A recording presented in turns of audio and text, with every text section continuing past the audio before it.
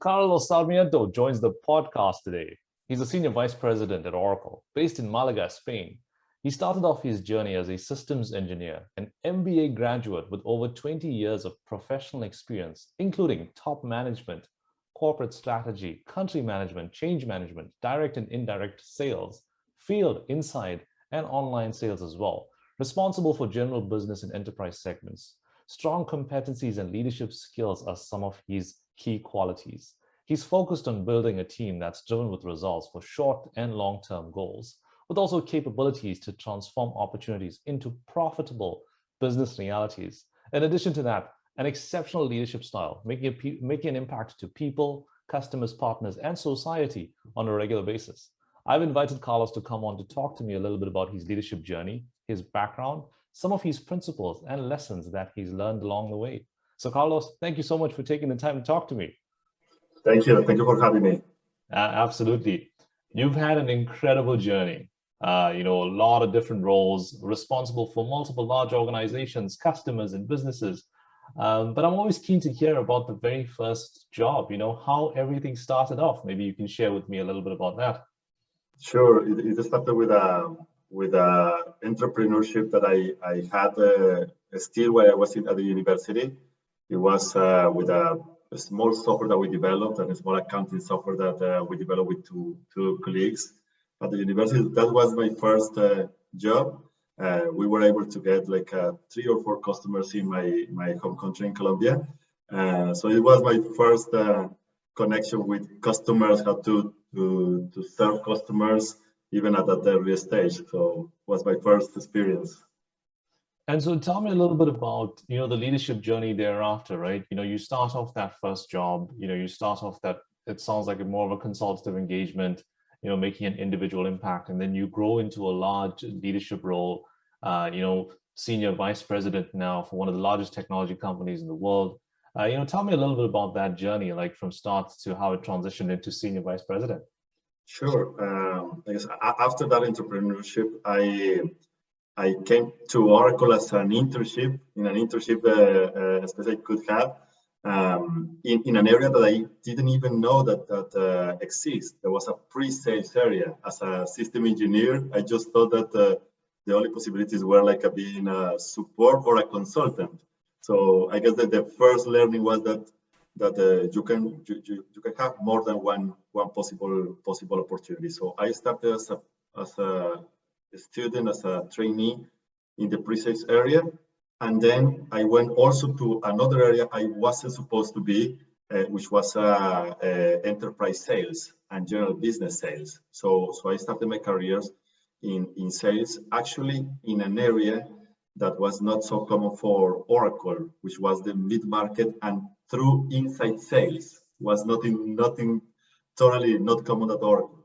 So I usually have been leading teams in that mid-market segment, general business, enterprise market segment. And finally, my previous role was COO for Latin America. And now I am in a new journey now in Spain, leading the technology cloud engineer team for the whole Europe. So this has been a really, really great journey at Oracle. So some really cool roles and some amazing growth as well, amazing trajectory. Chief operating officer, country manager, senior vice president, and also in different regions as well. Do you feel like there were any specific moments or specific, key components on things that you might have done that has really made you stand out or, put you in a position to take over some of these senior roles? Exactly. Yeah, I guess yes, for sure. In these companies, and I guess in any company, delivering results is very important. So for sure, meeting your targets and your goals. But I guess what has helped me the most is that in all of these responsibilities, I always start to creating a dream. Something different that you can achieve. Trying to gather people towards your objective, your dream. And I guess that has been something that has helped me a lot, because at the end, when you start seeing that dream starting to come true, other people start seeing that too. So that has been something, I guess, I have used as a tool for my success. And also gathering diverse teams, like people from different profiles, actually from different countries, different cultures. This has also been part of all of the teams I have created, and has helped me a lot. So when you try to do some things in a different way and trying to do it through a team is a good formula. I love that. I love that you really have a vision and you really establish a vision on what it looks like to make things a reality, but then also have a team come along that journey with you and embrace a lot of diversity and a lot of different backgrounds and experiences and different qualities from all the different individuals, and make that collective as a part of the bigger dream and the bigger goal and the bigger vision, right? Exceptional way to lead. Of course, you're responsible for a very large organization with many countries, many businesses, many customers, many partners, and also society overall. You also have a massive following.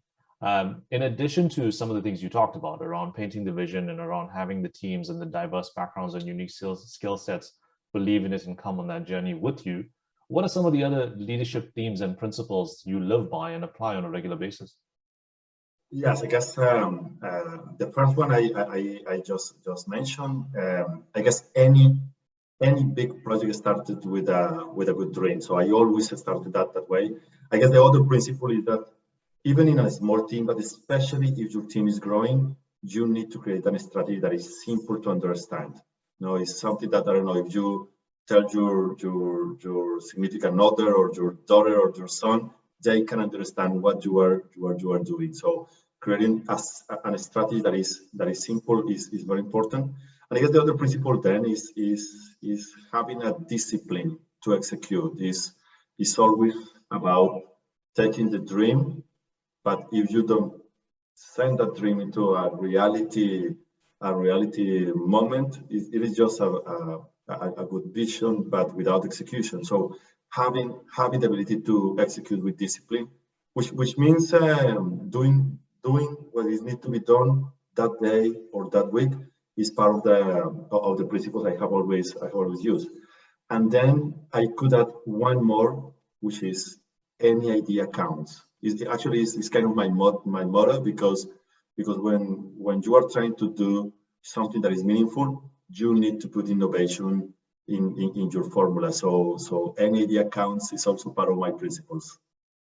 It sounds like to me, when I sum that up, like it's really that vision, it's really having that overall goal, the ultimate goal, and beneath that really having a process around it, and then beneath that really having that execution strategy to make it a reality, but then also embracing all the ideas around you, because it all contributes to the layers above that to overall execute on that vision, right? You said it, and you've described it really perfectly.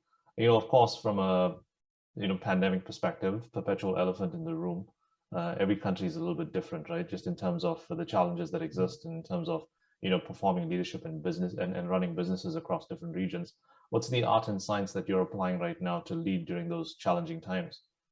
So I think part of the science in my management process comes from having a plan. You can execute a plan, and having something that people can follow is part of the science. And I guess part of the art of the process, I would say is the energetic leadership. I guess nowadays it's all about energy. It's all about inspiring people. We are no longer in the era of just telling people what to do, just measuring every second, every minute. We are no longer there. We are in a moment where there is a need for leaders who can transmit energy, who can make people also express their energy in their jobs. So I guess part of the art of this is energizing your team in all the ways possible. Allowing this important balance of, yes, having a direction, but also allow your team to feel like an owner in his own small or big world. It's really that that belief and that demonstration of excitement and energy on all those things you talked about above, right? And displaying and I guess making that contagious, so it spreads across all the individuals that you're surrounded by. Looking back at your leadership journey, of course, tremendous journey. If I were to ask you, like, what is the one thing that you're probably the most proud of throughout your journey? What would you say that is? Well, when you think of after, I don't know, 25 years of working in management position, you may think that you will be remembering, I don't know, this big deal or this big achievement. At the end, when I think about this question, I just remember the people you were able to help in his development process. Especially the young ones. So I guess the journey that I am more proud of is being able to or being able to give opportunities to young talent or to different talent, being able to work with them, developing them, assuming new risks and new opportunities. So I guess what I'm more proud of is first being able to work with young talents. I am possibly because of my experience at Oracle, I work with a lot of the new generation talents, and now being able them to see them in new positions, in leadership positions, leading in other countries, in other geographies.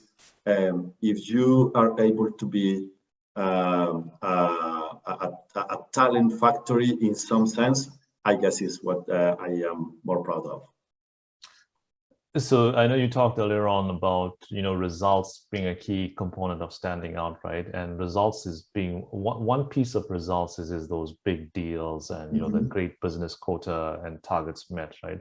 But another great piece of results to what you're saying is really being able to help people, along your journey, right? And help them achieve next level performance themselves. And, you talked a lot about young up and coming individuals as well, right? And just impacting them to do better, which is a great thing to be proud of, in my opinion, right? And I love that you captured it that way. Looking back at the journey, if you were to talk to Carlos, the entrepreneur now, and you were to give him one piece of advice, what would that advice be? Well, that is a really good question. I guess I would tell him that if at any moment in his future journey he has any doubt, the answer always is yes. So when you think, should I be able to do that or not? Or you think, will I be able to achieve this or not? The answer always is yes. Is yes, and it's very difficult that you may make a mistake following that direction, and going further in your different responsibilities is still a yes. The answer when you are in these bright or dark moments where you don't know what to do, the answer is always yes. That's amazing. That's amazing. It's that belief, right? It's really that confidence in that belief when you have doubts that takes you through it, right? And that's a great way to look back at things. You've moved around different regions and you've got some really cool experience in different countries. What is your take on cultural adaptability, just in terms of how you perform at your ultimate best, but in different cultures and in different regions? First, I can mention that I wrote a post very recently that in this professional journey, I guess it's no longer about like you climb the corporate ladder. I guess it's all about having more experiences where you are able to teach others, being humble to learn, and also have been open to teach. And this is all about learning other cultures too.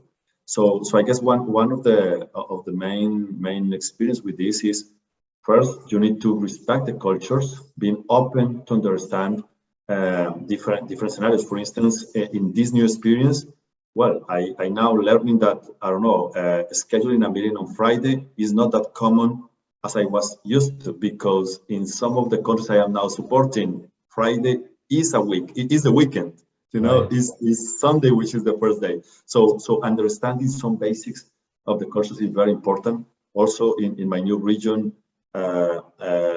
people from countries in the north behave different than countries from the south. So I guess understanding the culture is important, but in any case, you also need to pay attention to your group's culture and your company's culture, which is also another component. And I guess if you take advantage of what every culture gives to you, to your purpose, to your intent, you will get the best of any of the resources. I am now working with people from different countries. I am so passionate about it because I am working with a person from Saudi Arabia, another from Spain, living in Germany, a great guy from UK, from Turkey. So it's really an explosion of culture, and I see the best performing teams are those ones who are diverse and who embrace the culture as part of his key components. That's amazing.